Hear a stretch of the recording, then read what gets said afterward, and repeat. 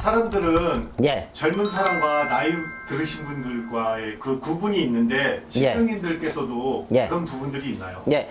우리가 흔히 말하면 쉽게 해서 할아버지라 해서 할아버지 형상처럼 완전히 나이 드신 분으로 계신 신령님도 계시고, 표정은 굉장히 얼굴 표정은 젊으신데 할아버지라 표현하는 경우도 있습니다. 그래서 사람은 나이에 따라서 구분을 하고, 하지만 신령님은 모습을 통해서 구분하기보다는 그 신령님의 역할에 따라서 할아버지가 결정이 될 수가 있는데, 젊다 해서 할아버지가 아닌 거는 아닌 거죠. 말 그대로 동자도, 신령님도 동자님이, 어린 동자님이 계시고 약간 나이 드신 동자님이 계세요. 근데 얼굴로 봤었을 때는 거의 30살 정도 되는데 동자라 표현하는 경우도 있습니다. 그러니까 어떤 동자가 포함되냐, 별상동자, 별상장군 할 때 별상동자는 어린 동자를 말하고요, 별상장군님은 청춘, 즉 나이는 20, 30대인데 별상이라는 단어가 붙어서 장군이 돼가지고 나이에 상관없이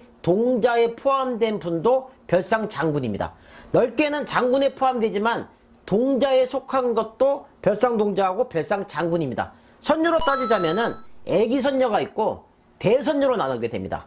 신령님의 세계에서는 애기선녀는 말 그대로 아주 어린 선녀를 말하고요, 대선녀는 어른, 즉 누가 봐도 이건 어른인데 명칭이 선녀가 붙기도 합니다. 그래서 애기선녀, 대선녀로 나누듯이 신령님은 나이에 상관없이 역할에 따라서 동자, 선녀가 나이가 있다 하더라도 구분이 된다는 거죠. 그래서 신의 세계에서는 가장 중요한 거는 장군님은 장군님 역할을 해야 되고, 동자는 동자 역할을 해야 되고, 선녀는 선녀 역할을 하게 됩니다.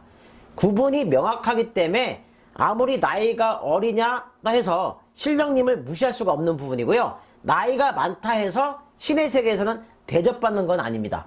엄연히 역할을 정확하게 했었을 때 대접을 받는 거고, 신령님의 역할을 하는 거죠. 장군님이 만약에 예를 들어서 아이가 쓰고 있는, 즉 동자나 선녀가 하는 방으로 든다면은 그게 웃긴 거죠. 그래서 정확하게 구분을 할 줄 알아야지만이 선생님의 역할이 될 수도 있다는 겁니다. 벼락다음이었습니다.